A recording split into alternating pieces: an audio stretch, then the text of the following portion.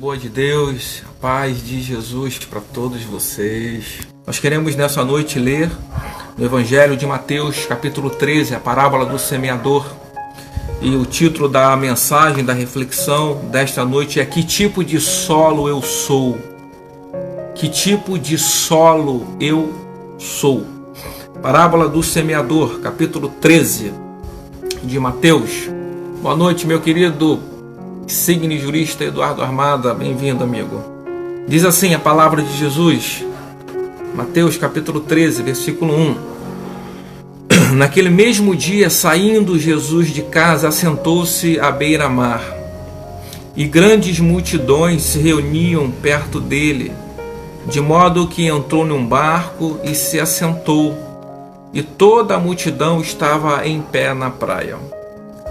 E de muitas coisas lhes falou por parábolas, e dizia: eis que o semeador saiu a semear, e ao semear, uma parte da semente caiu à beira do caminho, e vindo as aves, comeram aquela semente, arrebataram aquela semente.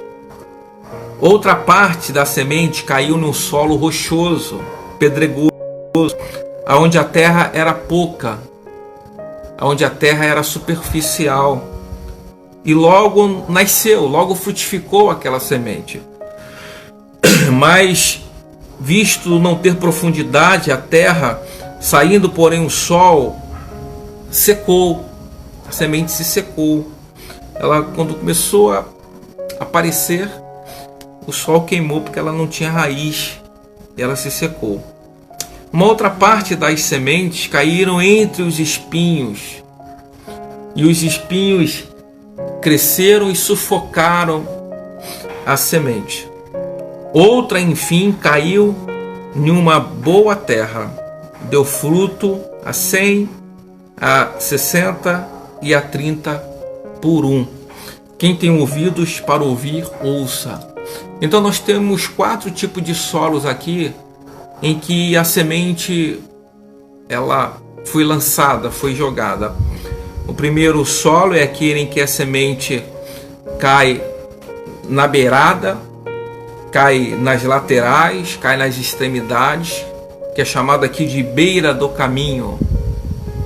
O segundo solo é um solo pedregoso, é um solo rochoso que tem pouca terra. O terceiro solo é um solo espinhoso, onde tem muitos espinhos e acabam sufocando a semente quando foi lançada. E por fim, o último solo diz que é um solo de uma terra boa, onde a semente caiu e frutificou a 100 por 1, a 60 por 1 e a 30 por 1.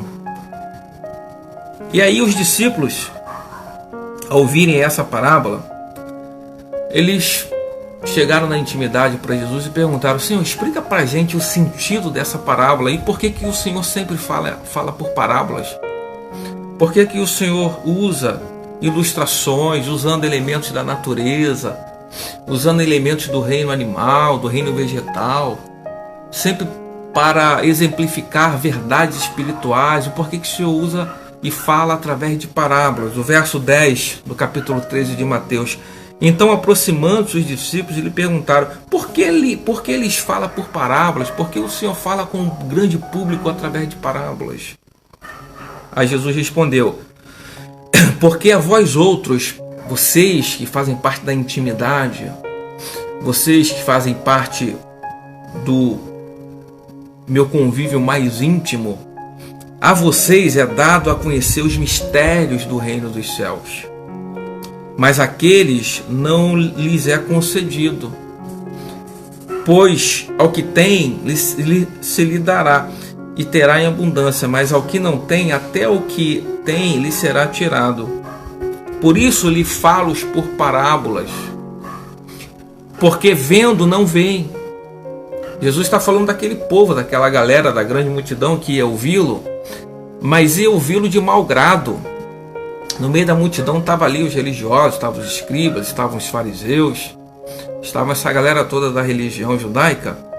E Jesus diz que eles viam, mas não discerniam, porque vendo, não veem. Eles observam, mas não discernem, e não discernem porque vão com o coração fechado. E ouvindo, não ouvem, nem entendem. E não entendem, não porque seja difícil, não porque era difícil a mensagem do Evangelho. Não entendem porque eles já iam com o coração de mau grado. Já iam ouvir com uma indisposição interior. E é muito ruim quando você já chega para ouvir carregando uma indisposição interior, carregando alguma resistência contra aquele que vai falar. Você já vai cheio de preconceitos, já vai cheio de ideias pré-concebidas, de modo que fica quase que impossível que aquilo que está sendo dito te penetre até as regiões mais profundas do teu ser e venha interagir com o teu interior e venha trazer alguma luz. Por isso que diz que aquela galera que ouvia Jesus, que dentre os quais estavam ali os religiosos, escribas, fariseus, eles vendo não viam. Eles enxergavam, mas não discerniam. Eles ouviam, mas não entendiam, não percebiam. De sorte, eles se tornaram a profecia de Isaías. Aquela galera que ia ouvir Jesus de mau grado, que ia ouvir Jesus muitas vezes para refutar, para questionar, para querer ter alguma coisa para falar contra, eles se tornaram o cumprimento da profecia de Isaías. O capítulo de número 13 aqui do Mateus, o capítulo de número 13 aqui em Mateus, no versículo 14, diz assim: de sorte que nele se cumpre a profecia de Isaías. Ouvireis com os ouvidos e de nenhum modo entendereis. É gente que vai ouvir, mas não vai discernir o que está ouvindo. Ouvireis, mas de modo nenhum entendereis. Vereis com os olhos e de modo nenhum percebereis. E por que isso acontecia?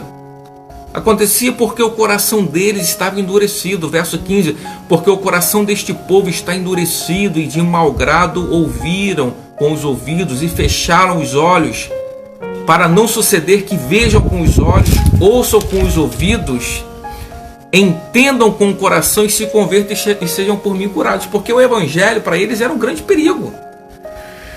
Porque Jesus diz o seguinte, que se eles chegam com o coração aberto para ouvir a palavra da vida, se aqueles religiosos chegassem com uma boa disposição interior, com o coração aberto, com os ouvidos atentos, de bom grado, eles de fato, eles iam ver com os olhos, eles iam ouvir com os ouvidos, eles iam entender com o coração. E qual seria o resultado disso? Eles se converteriam. Eles se converteriam.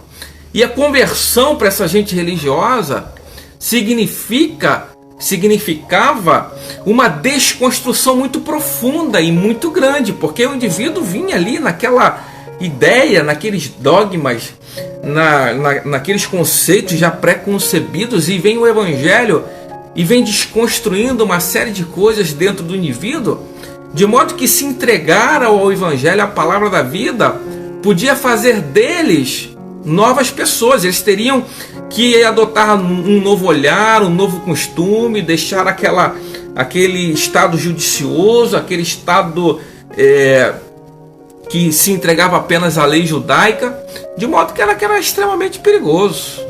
Se expor à palavra do Evangelho é extremamente perigoso, porque se a gente de fato se expõe de bom grado, se a gente chega para ouvir o Evangelho de bom grado, com o coração aberto, com os ouvidos atentos, com os olhos apercebidos, nós estamos correndo um grande risco de que a palavra da vida nos penetre e, em nos penetrando, venha desconstruir coisas que estão postas em nós durante muito tempo.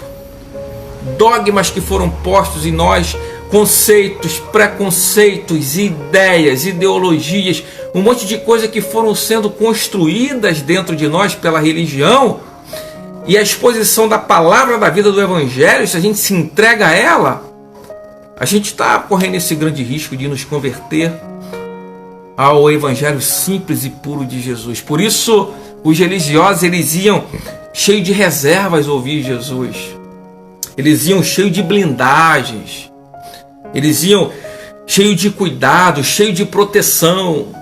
Porque se de fato não fosse assim, eles corriam o risco de se converter à verdade simples do Evangelho de Jesus.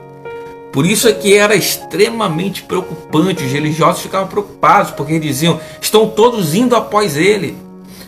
Ficavam muito preocupados que tinha gente ouvindo Jesus. E ouvir Jesus era extremamente libertador.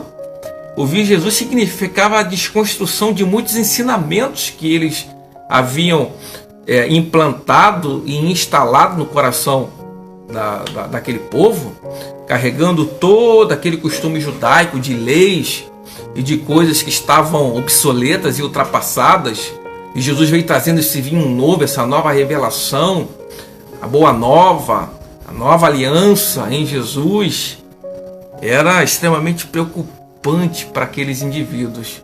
Por isso eles se tornaram o cumprimento da profecia de Isaías: tendo olhos não veem, tendo ouvidos não ouvem. Porque chegaram para ouvir de mau grado. E Jesus disse para os discípulos: é por isso que eu falo através de parábolas, porque eu sei para quem eu estou falando. Eu estou falando para essa gente que está vindo de mau grado, que não quer ouvir. Mas para vocês não. Vocês que fazem parte da minha intimidade, a vocês é revelado os mistérios do reino dos céus. A vocês é revelado as grandezas do reino dos céus. E aí Jesus chega no particular e começa a explicar essa parábola para os discípulos. No verso de número 18, ele diz para os discípulos: atendei vós, pois, a parábola do semeador. Ele vai começar a explicar esse cenário, essa cenografia que a gente leu aqui nos primeiros versículos.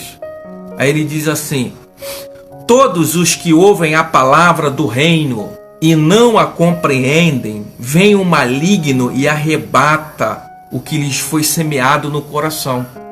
Este é o que foi semeado à beira do caminho. Então esse solo, que é conhecido como o solo que a semente caiu à beira do caminho, que não encontrou a centralidade do solo, mas ficou à beira, à margem, nas extremidades, Jesus diz que esse solo são aquelas pessoas que são expostas à palavra do Evangelho, mas elas não discernem, elas não compreendem. E não compreendendo, o inimigo vem e arrebata a semente, a palavra da vida do coração deles. Este é o caminho, este é o que foi semeado à beira do caminho. Aí ele prossegue no verso 20. O que foi semeado em solo rochoso, em solo pedregoso, esse é o que ouve a palavra e recebe a palavra de imediato, com alegria, com entusiasmo, com efusividade. Fica feliz. Mas como não tem raiz em si mesmo, como o solo pedregoso, a gente leu que é um solo raso, tem pouca terra, porque ele é pedregoso, então a palavra ela não aprofunda naquele solo, ela fica só ali na superfície, e quando ela cresce, como ela não tem raiz, o sol vem, queima ela e ela seca.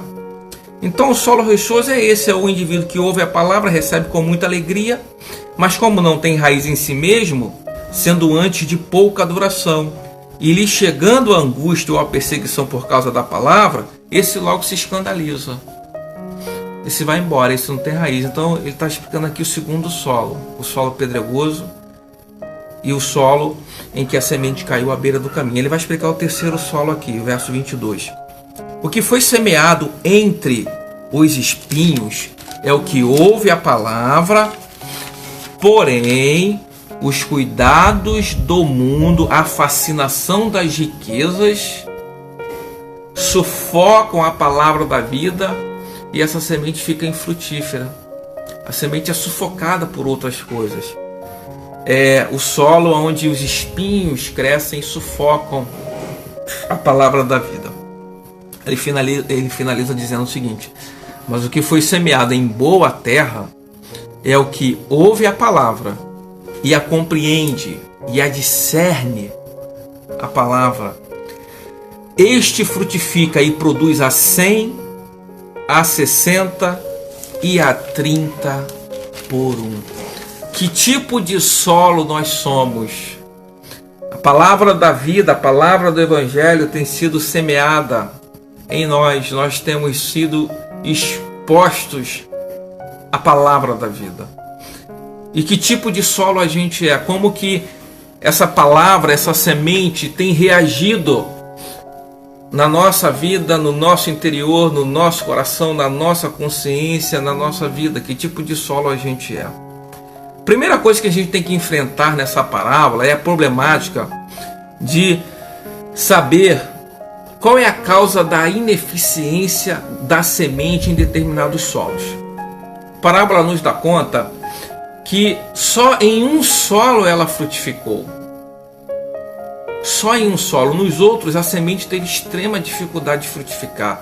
No que caiu à beira do caminho, no que caiu no solo pedregoso, no que caiu no solo espinhoso. Somente em um ela frutifica. E aí a gente tem uma problemática, porque a gente tem a semente, a gente tem o semeador e a gente tem os solos. E aonde é que está o problema nisso aí?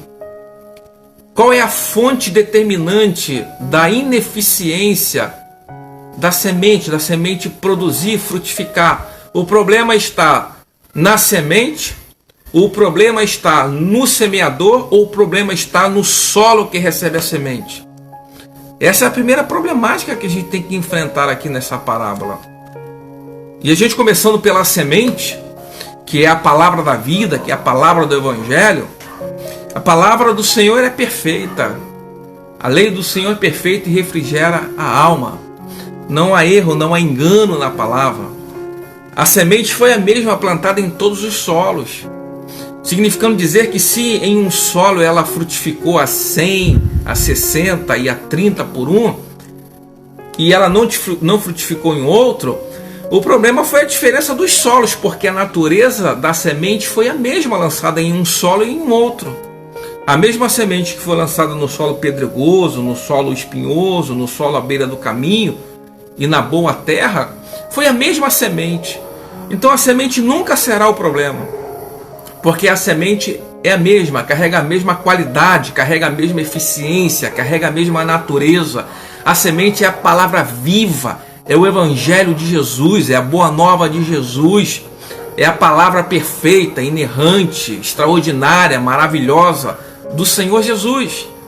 Então a semente sempre será boa. Então nós não temos aqui um problema de natureza da semente. Então nos restou o semeador e o solo. Então se o problema na semeadura, se o problema na frutificação, na produtividade, na eficiência não é da semente, então nós temos que enfrentar a questão do semeador e a questão do solo. Então se a semente é boa, o problema está em quem semeia ou em quem recebe a semente. A semente é sempre boa. Quando a gente fala de semeador, semeador é o anunciador das boas novas, é o que espalha a boa semente, é o que propaga a boa semente, é o que prega essa boa palavra, essa boa semente. Mas a semente é boa, mas nem sempre ela está na boca de gente boa. Nem sempre ela está nas mãos de gente que tem o entendimento e a destreza para semear. Então, algumas vezes a gente vai ter como problema o semeador. Por quê? É interessante que quando Jesus vai falar desse anunciador das boas novas, ele usa como metáfora a figura do semeador, do indivíduo do campo, do indivíduo que planta, do indivíduo que lança semente, do indivíduo que ara a terra, que trabalha a terra com as suas próprias mãos. E por que ele faz isso? Porque ele usa como metáfora o semeador, esse trabalhador que trabalha com as mãos. Como que se semeia?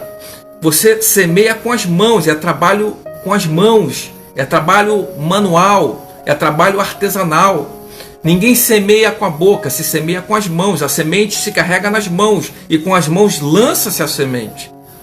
Então não é à toa que o Senhor usa a figura do semeador, comparando ao pregador e ao anunciador de boas novas, querendo nos mostrar o seguinte, que a palavra ela só frutifica se o semeador também semeia com as mãos? O problema é que muitos pregadores e semeadores só pregam aos ouvidos, mas não pregam aos olhos, não semeiam aos olhos, só semeiam aos ouvidos. Semear aos olhos é com o que eu faço, com o que as pessoas veem, é a minha prática, é a minha vida, é a minha conduta, é a obra da minha mão. Semear aos ouvidos é o que a minha boca fala, é o que eu expresso com meus lábios. Então, o semeador, para ter sucesso e para ter eficiência no seu plantio, ele deve semear aos ouvidos com o que ele fala, mas semear aos olhos com o que ele faz. Então, o pregador que tem sucesso na sua semeadura é aquele que não prega só aos ouvidos, mas que prega também aos olhos. Não é aquele apenas que fala, mas é o que faz com exemplo. É aquele em que o que ele fala está coadunado, está conciliado, carrega a mesma essência do que ele faz. Então são coisas que se assemelham. Não dá só para pregar aos ouvidos e não pregar aos olhos das pessoas. A boa semeadura é aquela que você prega aos ouvidos, mas que você também prega aos olhos. Aos ouvidos eu prego com palavras, aos olhos eu prego com ações, com atitudes. Então, para que essa semente seja frutífera, é necessário que o semeador carregue essa destreza. Por isso a figura do pregador aqui é o semeador. Mas às vezes o problema também está no solo. Ou o problema vai estar no semeador, que só prega aos ouvidos, mas não prega aos olhos. Ou o problema vai estar no solo. E aqui a gente tem esses 3 tipos de solos que designam e representam espécies de pessoas, de consciências e de olhares humanos. Nós temos aqui o primeiro solo. Quem é esse primeiro solo? Jesus diz que a semente do Evangelho, a palavra da Boa Nova, a semente, primeiro ela é semeada em um solo aonde não recebe essa palavra na sua centralidade, mas fica à beira do caminho. Do primeiro tipo de solo são aqueles que ouvem a mensagem, mas não são penetrados por ela, não pegam essa mensagem, não fazem dessa mensagem, dessa palavra da vida, a centralidade do seu ser. Não deixam que essa palavra venha penetrar no mais profundo do seu ser e da sua alma, mas deixa a palavra apenas nas regiões periféricas do seu ser. É aquela semente que fica só à beira do caminho, ela não chega no centro da existência da vida. Ela não se torna senhor da vida, não se torna o parâmetro para a vida e para todas as coisas. Esse é o primeiro tipo de solo, são aquelas pessoas em que a semente fica à beira do caminho, à beira da existência e nunca na centralidade da vida. São aquelas pessoas que querem relacionamento com Jesus em proporção de 40%, de 50%, de 70%, mas nunca de 100%.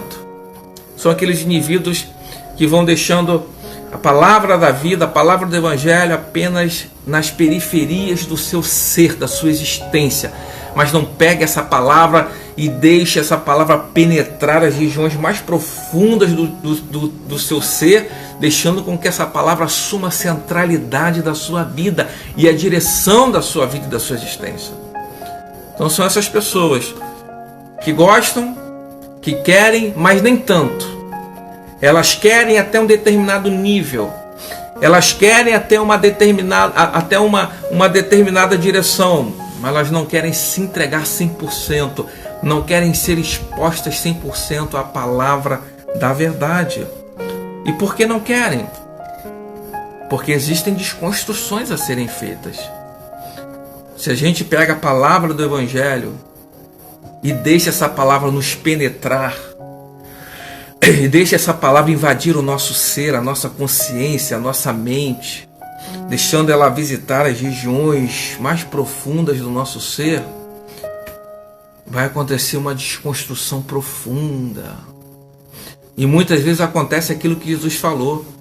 Muitas vezes a nossa natureza está como aquele odre velho, envelhecido, carregado de conceitos antigos, carregado de dogmas, de costumes humanos, carregado de uma série de conceitos e preconceitos, e aí a palavra da vida chega como aquele vinho novo, e Jesus diz que não suporta, a desconstrução é muito forte, porque você pegar um vinho novo e derramar ele sobre um odre velho, o odre era uma espécie de uma botija feita de couro, de animal, e você derramar sobre o odre um couro já envelhecido, o vinho novo vai fermentar e acaba que vai arrebentar com aquilo e ambos vão se perder, porque a desconstrução é muito forte. O Evangelho chega desconstruindo muita coisa.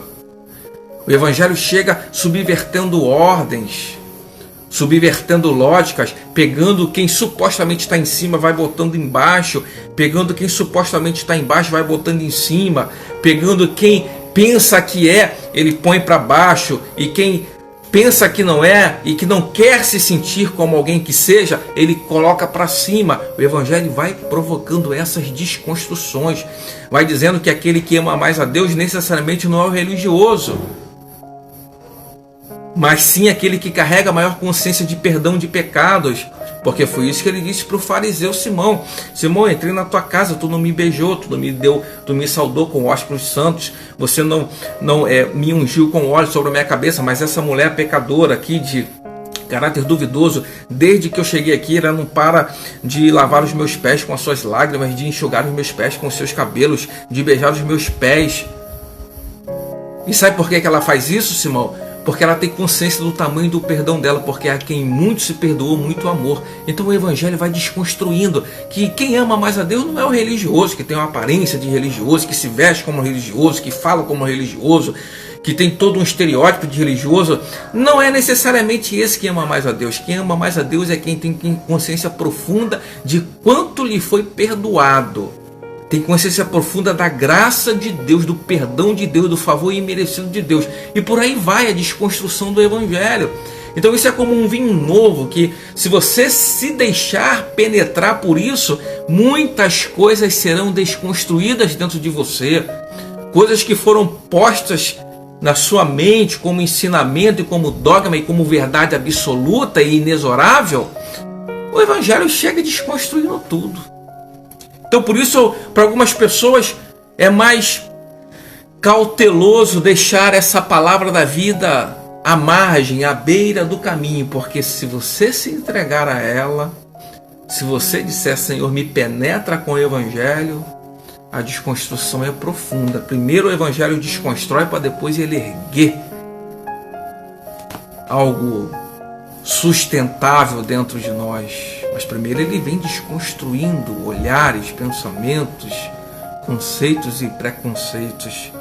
Então há muitas pessoas que preferem se relacionar com Deus como esse solo, se apresentam a Deus como esse solo que a semente caiu à beira do caminho e que nunca vai querer que essa semente venha e assuma a centralidade da sua vida. Não quer que a semente caia no centro da sua existência, mas é melhor ela permanecer à beira do caminho. Esse é o primeiro tipo de solo. Jesus diz que tem um segundo tipo de solo, caracterizando a natureza humana, a existência humana, a consciência humana. O segundo solo, Jesus falou aquele solo pedregoso, que tinham pedras e que tinha pouca terra, e que a semente, quando é lançada naquele solo pedregoso, por ser um solo pedregoso, ele cresce com muita dificuldade. Ele cresce com muita dificuldade. Ele até recebe com uma determinada alegria aquela semente. Jesus diz que são aqueles que recebem com alegria, mas daqui a pouco, quando o sol chega, o calor bate e aquela semente morre. Por quê? Porque não tinha raiz, não tinha profundidade. Que tipo de solo é esse? Esse solo representa as pessoas com vontade fraca na vida. São pessoas que não criam raízes, são pessoas que não se aprofundam na perseverança, São pessoas que o Evangelho até produz alegrias. O indivíduo começa muito feliz, começa com um projeto muito legal, mas dura muito pouco. São pessoas que são interrompidas o tempo todo, que não leva nada adiante, que não consegue concluir nada, que não consegue terminar nada. É a pessoa do solo superficial. A semente produz e quando você acha que o negócio vai, o negócio é interrompido, é cortado. Quando chega as lutas, as adversidades, quando chega o sol causticante, produzindo calor sobre aquela semente, diz o texto que a semente morre. Então são pessoas com vontade fraca, que querem até vontade de servir a Deus, de fazer alguma coisa, mas não conseguem levar nada adiante. Começam bem, mas não terminam, cansam no meio do caminho, cansam no meio da jornada, desistem no meio da jornada, têm vontade fraca, não são dirigentes, não carregam perseverança.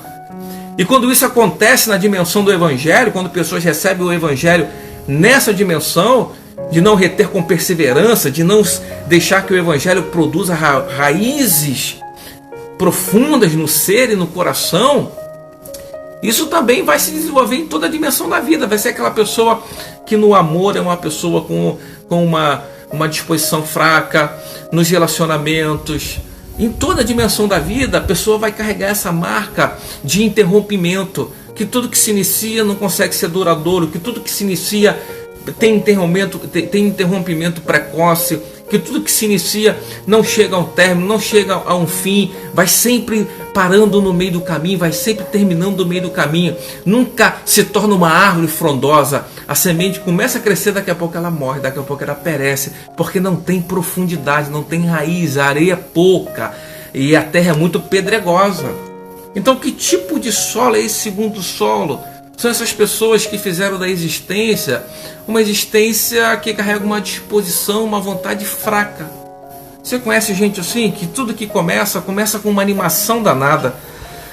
O texto diz que essa terra aqui, quando recebeu a semente, recebeu com muita alegria a semente, muita alegria.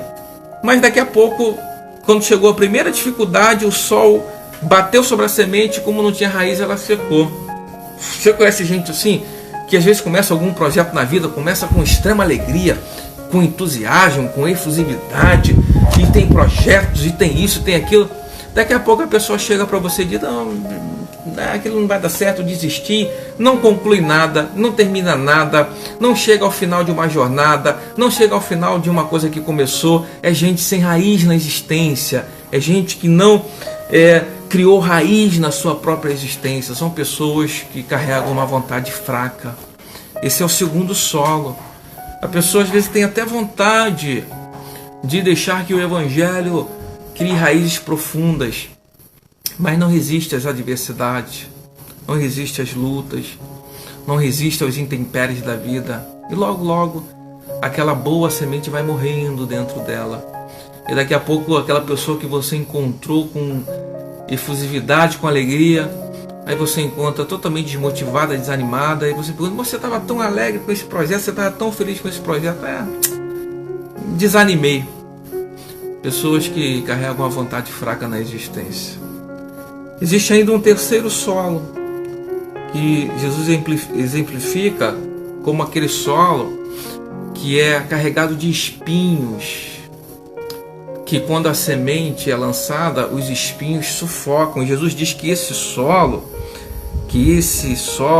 que a semente foi semeada entre os espinhos, são aqueles que ouvem a palavra, mas os cuidados do mundo, a fascinação pelas coisas, a ambição pelas riquezas, a ambição pelas coisas materiais, a falta de desejo pelas coisas transcendentes, pelas coisas espirituais, pelos mistérios de Deus, pelas coisas espirituais do Evangelho. Não, a pessoa só pensa no plano material, só pensa de forma rasa. Aí o texto diz que por conta desses cuidados do mundo, dessa fascinação pelas riquezas, acabam tornando a semente infrutífera. A semente não encontra espaço no coração do indivíduo, porque o indivíduo só tem olhar para as coisas materiais, só tem olhar para o aqui e agora, só tem olhar de como pode agregar riqueza à sua vida, de como pode agregar bens à sua vida. É um indivíduo que não tem nenhuma transcendência, não tem nenhum desejo de transcendência, de ter experiências com as coisas espirituais, ter experiências com as coisas do Evangelho. E aí a semente vai sendo sufocada. Esse é o terceiro solo em que a semente do Evangelho não consegue frutificar num coração que carrega esses cuidados e essas ambições exacerbadas, que não se dedica em momento nenhum na vida pelas coisas espirituais, mas o olhar é só um olhar terreno para as coisas terrenas e para as coisas materiais da existência e da vida. Aí Jesus diz que tem um solo, o último solo. Esse solo é o solo onde a semente é lançada e ela encontra acolhimento, encontra agasalho e ela produz a 100 por 1, a 60 por 1 e a 30 por 1. Que solo é esse? Esse é o solo que não admite nenhuma concorrência com a palavra da vida. Diferentemente do primeiro solo, que deixa a palavra à beira do caminho e nunca deixa ser penetrado por essa palavra, e nunca pega essa palavra e essa semente e faz com que ela seja a centralidade da sua vida, nunca coloca a palavra no centro da sua vida. Esse solo não admite essa concorrência. É o indivíduo que se permite ser penetrado pela palavra da vida, que deixa o Evangelho percorrer as regiões mais profundas do seu ser, vindo desconstruindo, alterando geografias interiores, dilatando a consciência, limpando o olhar, produzindo uma nova criatura, fazendo emergir de dentro a palavra do Evangelho. Encontra esse espaço nesse solo, nesse coração que diz: Senhor, eis-me aqui, faça a tua obra em mim, me penetre com a tua palavra. Eu quero me engravidar do verbo vivo, eu quero ficar grávido do verbo vivo, da palavra viva, da palavra da vida. Venha com a tua palavra. Esse solo é o solo que não admite concorrência nenhuma, é o que não admite que a semente fique só à beira, mas é um indivíduo que se entrega 100%, ou é 100% ou não é nada. Essa história de ficar com a semente à beira, à margem da existência, não, é envolvimento 100%, é mergulhar 100% de cabeça na palavra do Evangelho e se entregar sem reservas, entregar a Deus o sentido da vida. O chamado do apóstolo Paulo no capítulo 12 aos Romanos, dizendo que ele nos jogando, dizendo: rogo-vos, pois, irmãos, que apresenteis os vossos corpos como sacrifício vivo, santo e agradável ao Senhor. É um chamado, é uma evocação para nos entregarmos 100% a Deus, sem reservas, sem medos, sem precaução, sem alguma coisa que a gente esteja guardando, escondendo de Deus, mas se entregar 100% a Ele, entregar a nossa existência, a razão da nossa vida a Ele 100%. Rogo-vos, pois, irmãos, que apresenteis a Ele, que você se apresente a Ele, que você se lance a Ele, que você se permita ser penetrado por essa palavra de uma forma 100%, para que ela se torne o centro da sua vida. Esse solo bom é o solo que não admite apenas uma relação superficial, que não seja uma relação profunda. Diferentemente do solo pedregoso, que recebe a palavra da vida apenas superficialmente, que diz: não, até aqui tá bom para mim, coisas mais profundas são para pastores, são para pessoas que se dedicam mais, que buscam mais. Para mim tá bom só até aqui. Como aquele texto lá de Ezequiel 47, falando da obra do Espírito Santo na vida daqueles que se entregam em fé a Ele, vai exemplificando de águas que vão subindo pelo corpo do profeta. Elas começam no tornozelo, sobem até os joelhos, chegam até os lombos e depois se torna um rio que não se pode nadar, mostrando que a obra do Espírito Santo ela vai crescendo.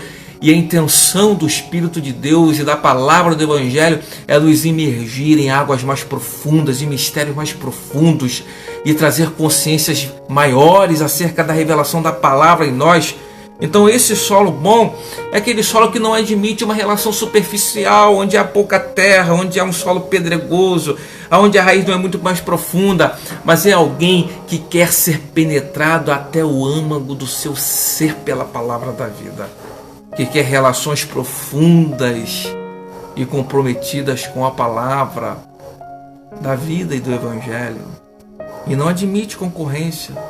Esse solo onde a semente produziu a 100 por 1, a 60 por 1 e a 30 por 1, não admite concorrência com pedras, com solos pedregosos.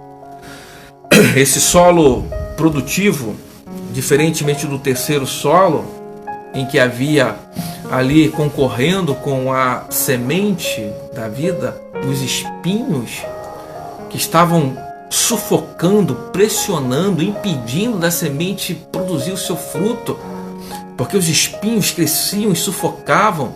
Os espinhos que significam as ambições, os cuidados dessa vida, as ambições desse mundo, as fascinações pelas fantasias deste mundo, que não deixa a semente frutificar, que não deixa o indivíduo carregar a transcendência, mas é um indivíduo que vive apenas do natural, que vive apenas do que se pode ver, do que se pode tocar, mas que não tem transcendência nenhuma.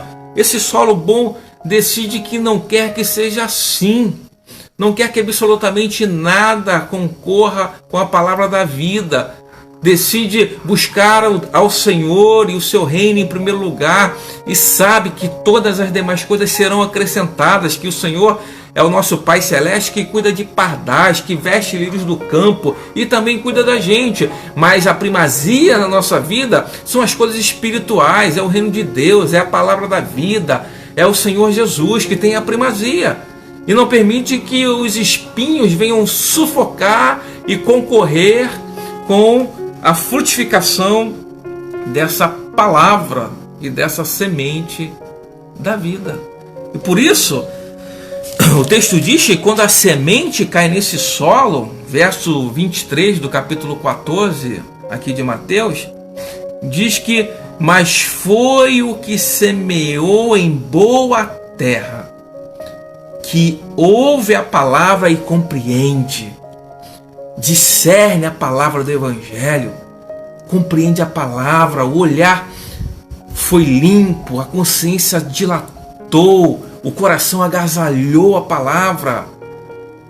É aquele indivíduo que está ouvindo e está compreendendo e está entendendo e está crescendo absurdamente na consciência, no olhar.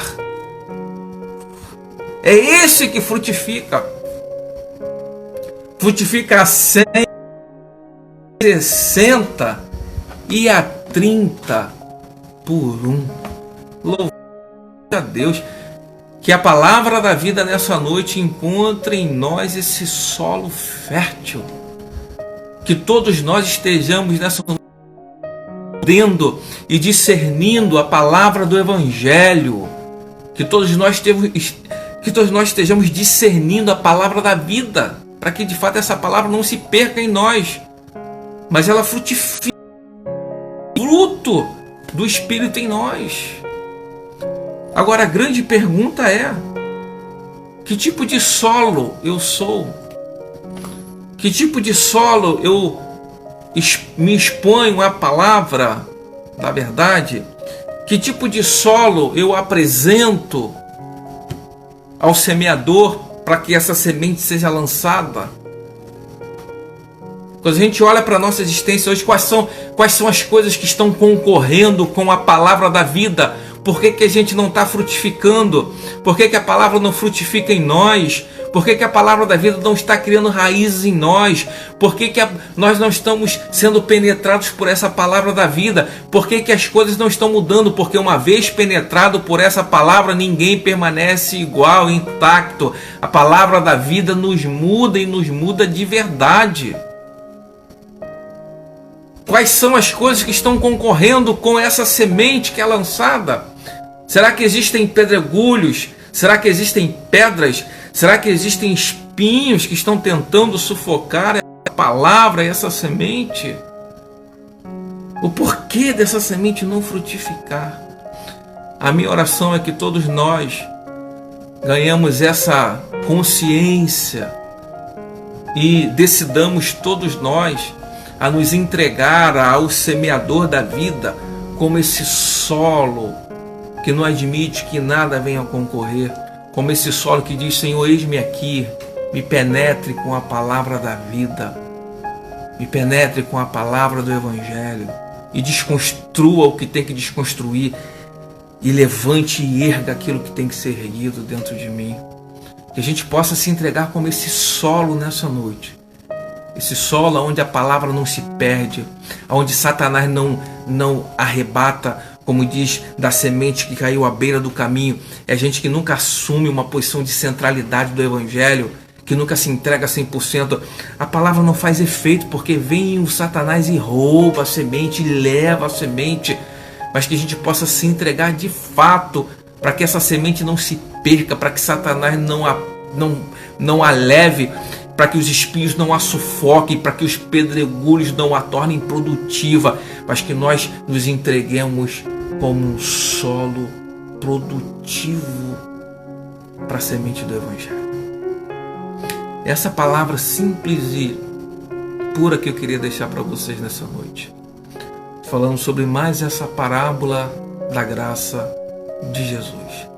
E eu queria que você pensasse sobre isso. Que tipo de solo nós somos?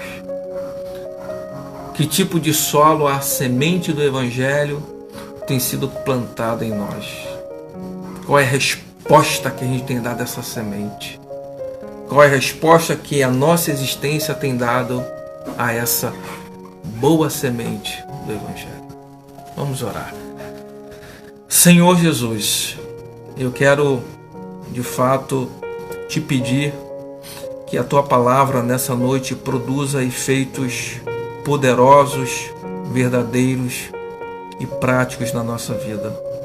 Nós não estamos aqui porque não temos o que fazer, nós não estamos aqui brincando, nós estamos aqui tratando a tua palavra com a maior seriedade que ela merece, crendo no poder dessa palavra, crendo na eficácia dessa palavra, crendo que não há ninguém que fique indiferente uma vez exposto e exposta a essa palavra da vida, que é mais penetrante do que qualquer espada de 2 gumes, que pega tudo aquilo que está em estado de latência dentro de nós e leva ao estado de patência diante daquele que tudo vê, que traz para a luz, como diz acerca da tua palavra, que a tua palavra é mais cortante do que qualquer espada de 2 gumes, que penetra as regiões mais profundas do nosso ser, tornando todas as coisas patentes e nus diante daquele que tudo vê.